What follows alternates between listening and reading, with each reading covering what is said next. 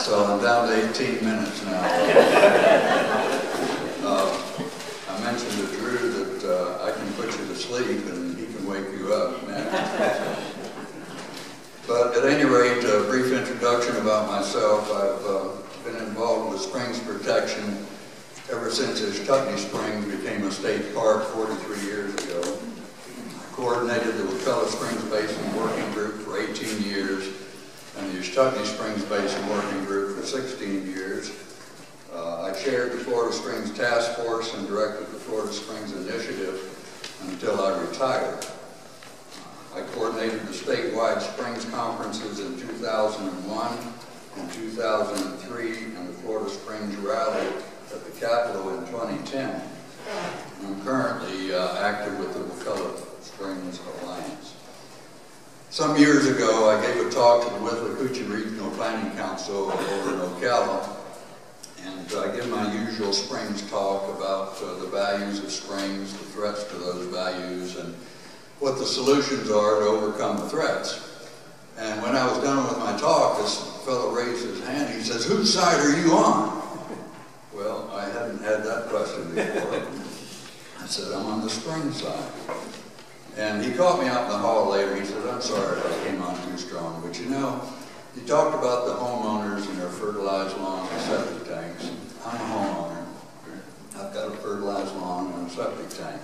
You talked about farmers and their livestock waste and row crop fertilizer, and I'm a farmer and I have both.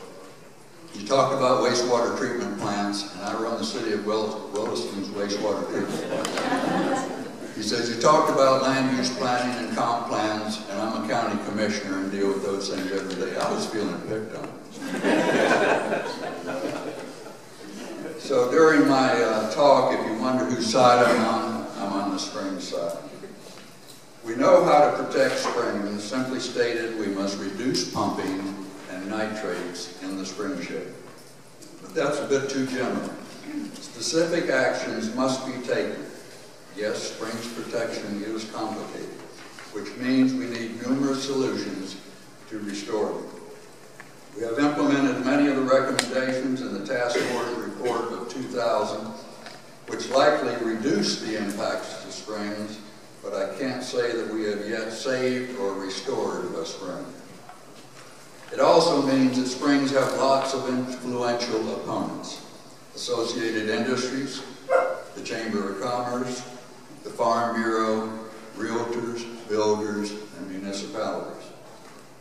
They are most of the major special interests. Some years ago, Senator John McCain stated, "Special interests control the debate. Until they are matched by public opinion, little progress will be possible." When Florida Senator Constantine was trying to pass his springs protection legislation during the 2010 session, one of his aides was approached by another legislative aide who says, "Why is the senator spending so much time on this spring shed?" Well, that's been indicative of legislative support and sentiment regarding springs protection in recent years. For the most part, everyone says they love springs and support their protection. Well, it's motherhood and apple pie.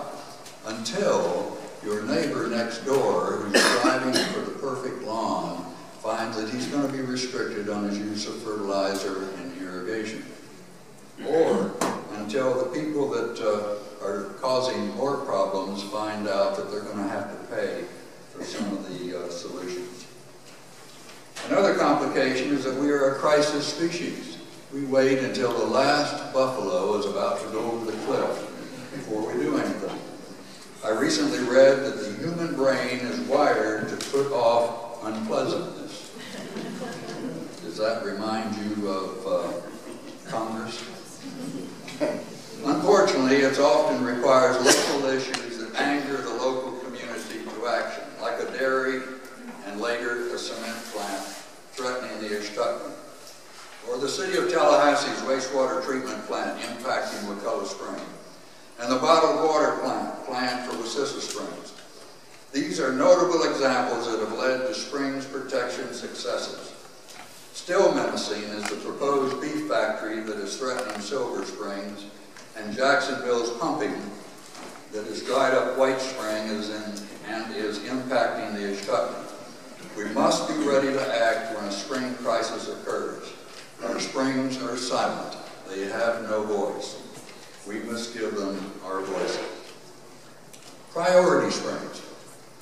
It's up to grassroots activists to persuade local government to save their spring. We don't have enough volunteers or funding to protect all of Florida's 1,000 springs. Therefore, initially, we must focus on the springs that are the best known and valued, the large blue water springs that are staple parks. Silver, Rainbow, Manatee, Ishtuckney, Wakulla, Volusia Blue, Weeki Wachee, and the second magnitude springs like Wekiwa and Peacock and White Spring that have organized community support. They should have priority as well. And then there's the privately owned Jenny Springs that is the foremost cave diving spring in the world. The water management districts have done some good springs research and monitoring over the past 20 years, and they've acquired some springs to protect them. The Swanee River Water Management District is to be commended for buying springs, including Otter Springs, funding the Springs Heartland film, funding the Ishtuckney Partnership, establishing MFLs that include 5 springs, and designing posters, brochures, and spring shed maps. However, the general feeling is that the water management districts have done a poor job of protecting spring flow. During a legislative committee meeting at the Capitol, State Senator Al Lawson said, "Once you turn on the pumps, you aren't going to turn them off." And it appears that he's right. I'm not aware of any pumps being turned off. There are more and more pumps being turned on. I don't care what you call it, MFL, reservation, or whatever name you want to give it. We want our springs flow protected. How in the world can you continue to write checks when you don't know how much you have in the checking account?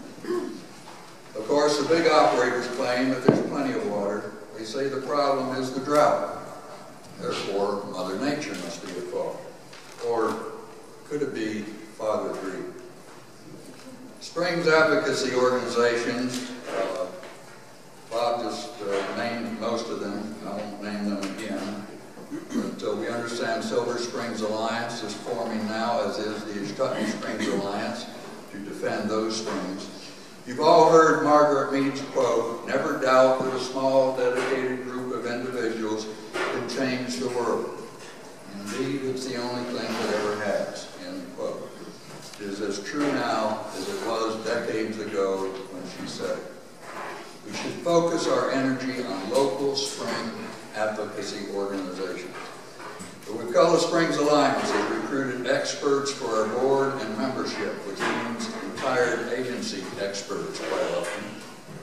The Alliance met in January with each Leon County Commissioner, our state senator, and state representatives to try to solve the septic tanks problem impacting Wakulla Springs. We must persuade our county commissioners and local legislators that it is in their best interest to protect our spring. Our message to the politicians and corporations with their money-making schemes: don't mess with our springs. At Wakulla Springs, we've had fought off a campground, a convenience store, recreational diving, Tallahassee's wastewater, and a bottled water plant. And 2 attorney generals filed lawsuits to stop 2 of those ill-advised ventures. The message is, don't mess with Wakulla Springs. You need to raise local awareness about your spring. The annual Old Timers Day and Baptism Sunday events at Ishtuckney have been very effective in reminding Columbia Countyans of the importance of their spring. In 2005, we conducted a walk for Wakulla Springs that began with a rally of 250 people at City Hall. We then followed the water past the state capitol towards Wakulla Springs. Why not a walk for Silver Springs beginning at the county seat and walking all the way to the springs, or a walk to Manatee Spring beginning at the Chiefland City Hall? Basin. Writer Al Burt said that you tend to love what you understand, and you will defend what you love.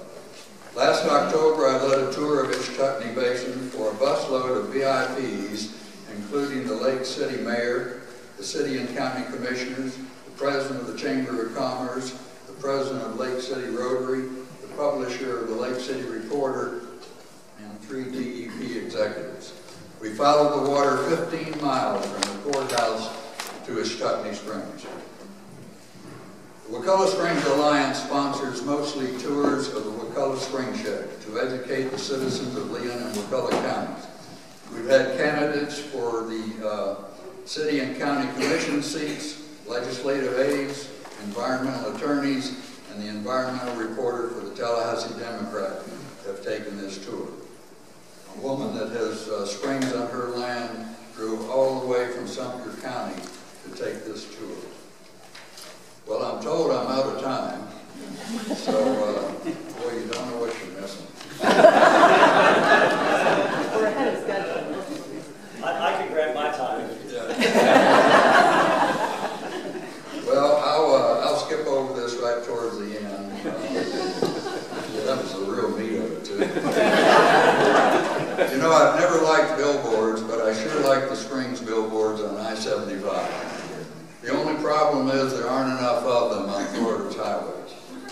Tell Earth Justice that you want more Springs billboards and send them a donation to help them put them up. We need action. I support monitoring. I support research. We must have both if we're to proceed on this journey. But we know enough to act now. The patient is hemorrhaging in the emergency room, and the doctor wants more tests before he stops the bleeding. We can't wait for more tests before elected officials and state and local agencies act.